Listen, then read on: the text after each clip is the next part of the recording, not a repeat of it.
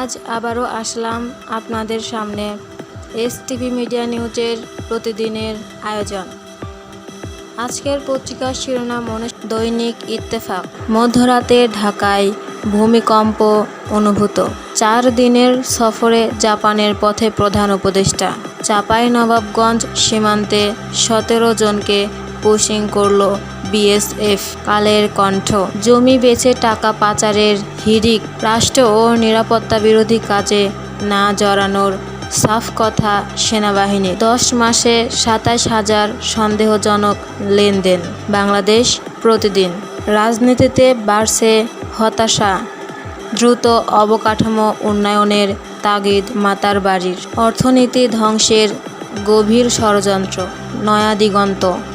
ইসরায়েলকে মোকাবেলায় হাত মেলালো ইরান পাকিস্তানের। নয়া পল্টনে বিএনপির তারুণ্যের সমাবেশ আজ। প্রধান অতিথি তারেক রহমান। যুগান্তর। জুবাইদা রহমানের দণ্ডাদেশের বিরুদ্ধে করা আপিলের রায় আজ। মৌরতানিয়ার 210 হজযাত্রীসহ বিমান বিধ্বস্তের বিষয়ে জানা গেল। ফের সক্রিয় সুন্দরবনের দস্যু বাহিনী। নিয়ন্ত্রণ এখন দয়াল বাবার হাতে। সময়কাল। সৌদি আরবে চাঁদ দেখা গেছে। ঈদুল আজহা 6 জুন। কারামুক্ত হলেন জামাত নেতা আজহারুল ইসলাম।